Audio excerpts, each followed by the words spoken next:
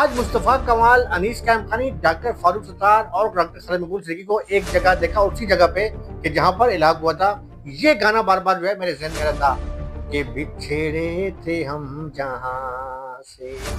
ले आए फिर कहाँ पे। ये गाना था, लंबा गाना तो खैर बहुत बड़ा है, बस मैंने गुनगुना के आपको सुना दिया। अच्छा, आज का जो मेरा व्लॉग है इसी हवाले से है कि आज जो एमकेएम का की प्रेस कॉन्फ्रेंस थी, उसी जगह पर हुई है कि जहाँ पर जो है वो तमाम जो है जो एमकेएम के इस वक्त जो पाकिस्तान के तो एक तो वफा परस्त हैं। मैं एमकेएम की जो मौजूदा एमकेएम जो है जो पाकिस्तान में है, जिसे वफा परस्त जो है कहते हैं कि जी हमारे ये गद्दार हैं। उस हवाले से जो जब एक हुए थे वो एक बात करूंगा। गवर्नर कामरान खान टिसोरी जो है वो हैदराबाद क्यों पहुंचे, क्या बातें हुई और क्या मामलात हुए, क्या तय पाया, प्रेस कॉन्फ्रेंस क्यों कैंसिल की गई थी। इसके साथ साथ जो है एमकेएम जो है इस वक्त जो है बानी एमकेएम के जो वफा परस्त हैं, उनके इस वक्त मामलात क्या चल रहे हैं और साथ साथ जो मौजूदा यहाँ की पाकिस्तान की एमकेएम इसके मामलात क्या चल रहे हैं। इसके साथ साथ जो अमरीकी अफ्रीकी निजात अमरीकी जो खातून इससे आफाम वो जो पहुंची है मोहब्बत में इश्क में पहुंच कर, और जो उसका जो महबूब है उसने उसे धोखा दे दिया, इस पर भी थोड़ा सा मैं हल्की सी बात करूंगा। और एक खास बात जो पीका ऑर्डिनेंस है, क्योंकि मैं अपने आज जो व्लॉग बनाऊंगा वो फीका फीका बनाऊंगा, क्योंकि ज्यादा मीठा जो है नुकसानदेह हो सकता है। मेरा व्लॉग देखें आज के लिए आपका भाई आफ्ताब हुसैन और फाहम साफी अपने प्रोड्यूसर हारसिकी के साथ आपसे मुखातिब है। मैं अपना व्लॉग शुरू करता हूँ। देखें, आज का एमकेएम की जानिब से जो है वो प्रेस कॉन्फ्रेंस रखी गई थी हैदराबाद मरकज पे, और हैदराबाद मरकज पर वही जगह। अच्छा, इससे कबल जो है एमकेएम की प्रेस कॉन्फ्रेंस 2 रोज कबल जो है यही वक्त था 3:30 बजे का रखी गई थी, लेकिन नागजीर वक्त वजूहत की बिना पर जो है वो कैंसिल कर दी गई थी। आज दोबारा जब 3:30 का ऐलान हुआ, लेकिन 3:30 बजे तो प्रेस कॉन्फ्रेंस नहीं हुई, और प्रेस कॉन्फ्रेंस हुई तकरीबन 4:15 बजे शुरू हुई। इस दौरान गवर्नर सिंह कामरान खान टेसोरी साहब वो भी वहां पर पहुंचते हैं। कामरान खान टेसोरी जब पहुंचते हैं, उसके बाद मुस्तफ़ा कमाल साहब वहां पहुंचते हैं, अनीस कायम खानी पहुंचते हैं, डॉक्टर फारूक सत्तार पहुंचते हैं। तमाम जो है वो राब्ता कमेटी की जो है वो, मतलब राब्ता कमेटी इसलिए नहीं कहूँगा कि वो तंजीम साजी तो माजूल है, लेकिन बाकी जो एमपी एमएलए थे तकरीबन जो है वो काफ़ी बड़ी तादाद वहाँ पर पहुंची। शोभा खवातीन भी वहाँ पर मौजूद थी और मीटिंग हुई है। मीटिंग के अंदर जो है एमकेएम के जो है कामरान खान टेसोरी साहब और डॉक्टर खालिद मकबूल सिद्दीकी सिद्धार्थी जो है वो उस जगह पर बैठे थे। वो जो बड़े से बड़े सोफे जहाँ पर डॉक्टर खालिद मकबूल सिद्दीकी और इसके अलावा जो है वो कामरान खान टेसोरी जो है वो दोनों मौजूद थे। इसके साथ साथ मुस्तफ़ा कमाल, अनीस कायम खानी, डॉक्टर फारूक सत्तार और दीगर जो है वो रहनुमा भी वहाँ पर मौजूद थे, और मुख्तलिफ जो है वो हवाले से बात हुई। उसके बाद जो है काफ़ी देर के बाद से बात ये भी चल रही थी कि शायद गवर्नर कामरान टेसोरी साहब जो है वो भी प्रेस कॉन्फ्रेंस में मौजूद होंगे। हमारे जरा ये भी बता रहे हैं कि कामरान टेसोरी साहब को क्योंकि उससे कुछ देर कबल कामरान टेसोरी साहब ने प्रेस कॉन्फ्रेंस की थी, और ये इतलात जो है उन तक पहुंच चुकी थी कि कामरान टेसोरी से कोई जो है वो सवालात साफ़ी करेंगे, और इस किस्म के सवालात होंगे कि जिस तरीके से इख्तलाफात की इतलात चल रही है या वो मामला होगी, तो शायद उन्होंने इसी में यही बेहतर जाना कि वो प्रेस कॉन्फ्रेंस में ना आए, और कामरान खान टेसोरी साहब ने प्रेस कॉन्फ्रेंस में आना था। इसकी वजह यह है कि उनके जो प्रोटोकॉल ऑफिसर हैं या उनकी जो साथ जो प्रोटोकॉल के चलते हैं स्पेशल ब्रांच के लोग, वो जहां पर प्रेस कॉन्फ्रेंस हो रही थी हैदराबाद के सामने जो ग्राउंड है, ग्राउंड के अंदर प्रेस कॉन्फ्रेंस थी, वहां पर कुर्सियां लग चुकी थी, और बाकायदा उन्होंने जो है वहां पर रेंजर्स भी अंदर आई। रेंजर्स ने पूरा जो उनके साथ सिक्योरिटी में चलती है वो पूरा उसका जायजा लिया। उस जायजा लेने के बाद जो है ये साफ जाहिर हो रहा था कि गवर्नर कामरान खान टेसोरी जो है वो प्रेस कॉन्फ्रेंस में आएंगे, लेकिन अचानक जो है कामरान खान टेसोरी साहब ने वहां पर प्रेस कॉन्फ्रेंस पर नहीं बैठे, और शायद नामालूम वजूहत की बिना पे वहां पर आने से गुरेज किया। ये भी हो सकता था कि इख्तलाफात के हवाले से जो सोशल मीडिया पर चल रही है वो भी बात हो, लेकिन बहरहाल डॉक्टर खालिद मकबूल सिद्दीकी ने जो है तोपों का रुख जो है वो सिंध गवर्नमेंट की तरफ किया। ये इतला थी कि शायद वफाकी गवर्नमेंट को भी वो तनकीद का निशाना बनाएंगे, क्योंकि वफाकी गवर्नमेंट की हवाले से भी जो है जो सब्ज बाग दिखाया गया था एमकेएम को, जब बानी एमकेएम का दौर था उस वक्त तो बिल्कुल जो है वो इस्तीफे हाथ में होते थे। मुझे याद है कि 9-0 पे जब बानी एमकेएम का खिताब होता था, तो उस खिताब के फौरन बाद जैसे ही बानी एमकेएम की तरफ से कहा जाता था कि भाई हम रिजाइन दे रहे हैं, तो वहां पर मैंने खुद अब देखा है बीट रिपोर्टर की हैसियत से कि चाहे सिंध हुकूमत है चाहे वफाकी हुकूमत के नुमाइंदे वहां पहुंच जाते थे, और बात को जो है बानी एमकेएम नेता हुसैन भाई को जो है वो मनाने की कोशिश करते, भाई भाई करते थे कि भाई छोड़े, भाई मसला खत्म हो गया, ये करें वो करें। यकीन करें कि एक कॉल के ऊपर तमाम एमएनए एमपी अपने रिजाइन हाथ में लेके बैठे होते कि ये लो रिजाइन, हमें जो है अपने, अब चूंकि क्यादत का फुकदान है, हर बंदा कायद बनने के चक्कर में लगा हुआ है, मामला ये है। और वो अलग बात है कि लोग इख्तिलाफात को भुनाने के लिए उनकी एक जगह बैठ भी गए, लेकिन मामला जो है सोशल मीडिया के दौर है। और वही बात है कि वो बात हम जो है वो बड़ी सोच समझ के मैं कर रहा हूँ कि मैं हवा में तीर नहीं मार रहा, और मुझे पता है कि जो है वो फीका ऑर्डिनेंस जो भी है वो नाफिज हो चुका है। तो उस हवाले से इस व्लॉग के ऊपर जो है कोई भी एक्शन भी कर सकता है। मैं बहरहाल यही कहूंगा कि मामला तो खैर चल रहे हैं ना, थोड़े थे या नहीं थे, बहरहाल उसकी उन्होंने ये वाज़ेह कर दिया कि हमारे में कोई इख्तिलाफ नहीं है। और तोपों का रुख जो है वो सिंध गवर्नमेंट की तरफ किया। खैर बात तो वो सही है कि तालीमी जो इदारों का मसला है या कोटा सिस्टम है, इस पर तो अरसे दराज से बानी एमकेएम जो है उन्होंने स्टेटमेंट भी दी। और मेरे ख्याल में जब यहाँ पर हमारे बच्चों को और बच्चियों को जब ज्यादती की फेल किया गया, तो वहाँ एमकेएम इंटरनेशनल सेक्रेटरी की जानब से भी जो प्रेस ना सिर्फ प्रेस रिलीज जारी की गई, बल्कि इसकी मजम्मत भी की गई। चूंकि इस वक्त जो मीडिया पर पॉलिसी जो चल रही है, आपको पता है कि बहुत से तमाम चैनल्स पर जो पाबंदी है, वो खुलकर स्टेटमेंट नहीं लगाते। वरना एक दौर होता था कि सिर्फ फांसी जारी होता था और चैनल्स की दौड़ें लगती थी कि सबसे पहले टिकर किसके पास चले, खबर किसके पास हो, ब्रेकिंग किसके पास हो, पहला बीपर किसका हो। लेकिन चूंकि मामला अब ऐसे हो सकते हैं कि आने वाले दिनों में हम मुझ जैसे कई ऐसे साफी जो यूट्यूब के ऊपर अपने दिल की भड़ास निकालते हैं या आपकी दिल की बातें आपसे करते हैं, आपसे लेते हैं, हमारी भी शायद अहमियत न रहे। क्योंकि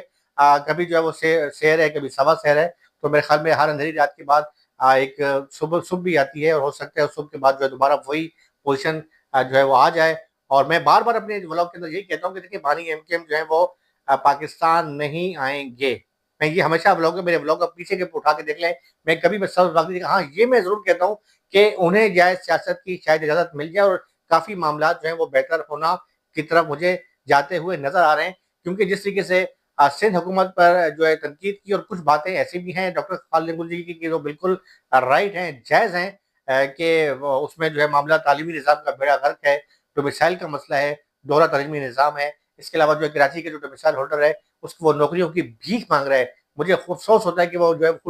फूड पांडा की नौकरी कर रहा है, कोई जो है बेचारा जो है कॉल सेंटर में काम कर रहा है, कोई काम कर रहा है, नौकरियां नहीं मिल रही हैं, सरकारी नौकरी पर तो दरवाजे बंद हैं। तो मेरे ख्याल में ये एहतजाज तो तमाम इज्तमाही है, चाहे वो एमकेएम करे, जमात इस्लामी करे, कोई भी जमात करे, इस पर तो हर शहरी जो है इस पर वो आपका ना सिर्फ उनकी हमायत करेगा। लेकिन बाकी रहा सवाल कि वफाकी गवर्नमेंट की तरफ से भी जो है डॉक्टर खालिद मुल्क जो उनके पास मिनिस्ट्री है, अच्छा अमीन हक साहब के पास दीगर वजारतें उनके पास नहीं है, उन वजारतों के बावजूद जो है उन्हें इख्तियारात नहीं दिए जा रहे, या जिससे वफाकी गवर्नमेंट से वो सवाल करें या फिर रिजाइन दे दें, खत्म करें मसले को, मामले को। लेकिन रिजाइन भी नहीं देना है, हुकूमत के मजे भी लेने हैं, क्या पार्टी की क्यादत भी करनी है। देखिए एक बात नोट करें, ये बात मैं कोई बानी एमकेएम की मैं ये नहीं कर रहा कि आप समझेंगे कि मैं जो उनकी कोई लेंथ पे काम कर रहा हूँ। मैं अपनी जाती मैंने ऑब्जर्व किया, और आप भी इस बात से इत्तेफाक करेंगे कि बानी एमकेएम अगर चाहते तो जब एमकेएम का पीक का दौर था, वो खुद भी एमएनए बन सकते थे, एमपीए बन सकते थे, सेनेटर बन सकते थे, अपने खानदान के लोगों को बना सकते थे। लेकिन उनके खानदान का कोई बंदा आता, क्योंकि सिस्टर जो बाद में उन्होंने भी जो है वो नहीं देखा हमने कि ना तो वो पार्टी में ज्यादा इंटरफेयर करती थी, ना ही वो एमएनए एमपीए बनने के लिए उसके शुरू में सवार हुई। कि जैसा कि मुख्तलिफ पार्टियों के लोग अब तो ये कहानी होगी कि सिंध अभी पिछले दिनों में तर्जमान बने हैं सिंध गवर्नमेंट के अंदर, तो लैंड लग गई है। यानी अगर बाप एमएनए है तो बेटा भी जो है तर्जमान हो, अगर बहन जो है वो एमएनए है तो उसका भाई भी जो है वो लाजमी जो है वो तर्जमान हो, या उसे सीट मिलनी चाहिए, एक झंडे वाली गाड़ी हो, पीछे गार्ड हो। तो ये मतलब थोक के हिसाब से जो है वो तर्जमानों को जो है वो बांटे गई है, नौकरियां न्याज समझ के बांटी गई है। तो मेरे ख्याल में एमकेएम ने अपने दौर में ऐसा नहीं होने दिया। वो चाहते तो बहुत कुछ ले सकते थे, लेकिन उन्होंने जो है अपने उसी मामला को, और ये बात भी सही है कि उन्होंने ना तो अहदे लिए,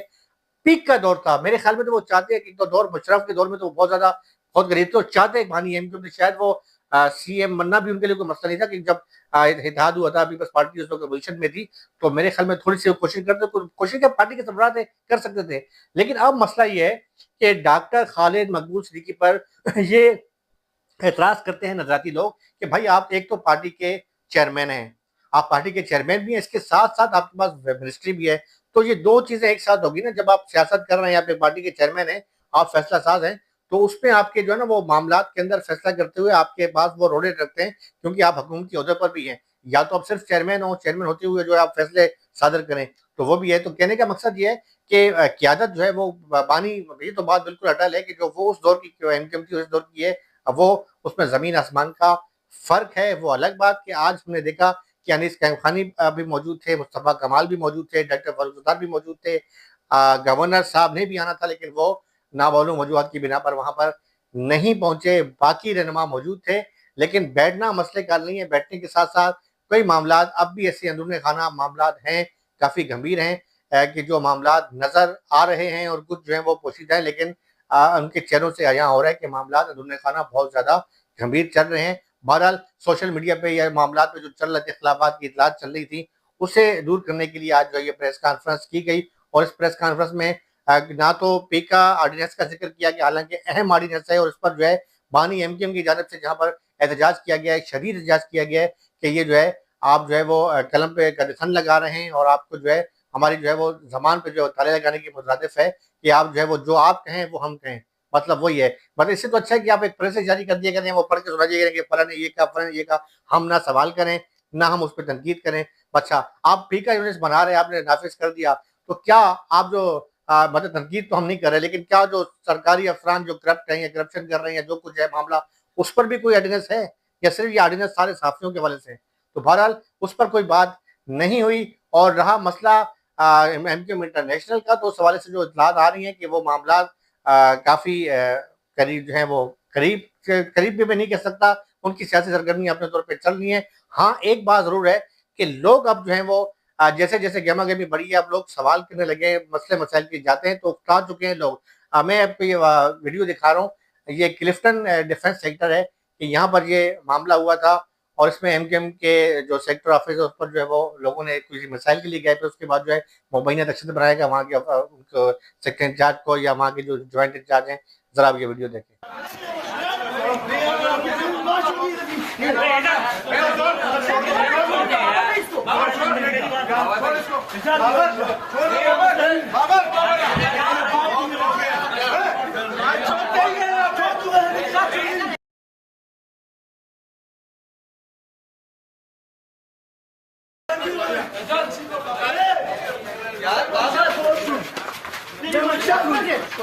अरे बाबा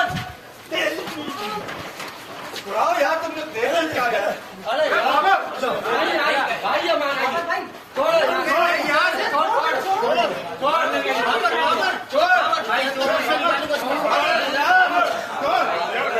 बाबा, छोड़ दे यार,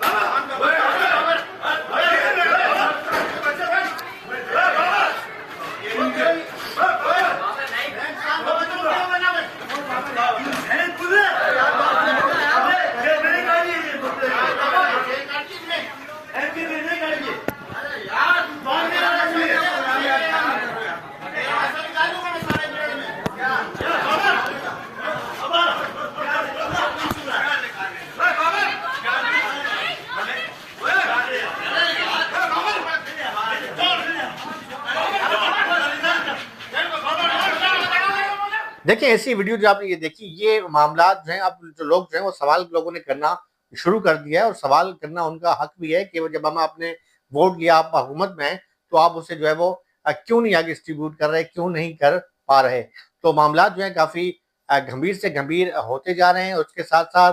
जहाँ रहा सवाल एमकेएम इंटरनेशनल का, तो वो जो है उनके जो जिनके वफापरस्त कहा जाते हैं, वफापरस्त जो है अपने तौर पर सरगर्मियां भरपूर तरीके से अंजाम दे रहे हैं, उनके पाउंड पैन फ्लैग भी लग रहे हैं, उनके जो है मुख्तलिफ सरगर्मियां भी चल रही हैं, शादी ब्याह में अब तो नारेबाजी भी हो रही है, और हर लिहाज से जो है वो काम उनका भी चल रहा है। मैं ये नहीं कह सकता कि उन पर कोई पाबंदी, बाजार यही हो रहा है कि आने वाले दिनों में क्या होता है, लेकिन हमारा इतना, मैं बार बार यही कहता हूँ कि उनके लिए मंजिल भी है और कुर्बानियां भी हैं। अब मैं थोड़ी सी आपसे बात करूँ कि बड़ी अफसोसनाक जो है आज कराची के मामले, खातून का एक मसला चल रहा है कि अमरीकी खातून है जो यहाँ पर पहुंची हैं, अक्टूबर में वो आती हैं, और नौजवान है, कॉल सेंटर में काम करता है, मेमन फैमिली का लड़का है, उसकी उसकी उनकी जो है वो एक मोहब्बत चलती है, उसके बाद जो है वो यहाँ आती हैं। अब वो नौजवान का कहना है कि इस फिल्टर देख के मैं जो है वो फिदा हो गया था, वो खातून स्याफाम है। भाई, अमेरिका में रहने वाला हर बंदा गोरा तो नहीं होता ना, वहाँ पर बड़ी ज्यादा स्याफामों के भी आबाद है। ओबामा जो है वो भी स्याफाम था, तो कई वहाँ पर ज्यादा तो तादाद स्याफामों की। बहरहाल वो यहाँ आती है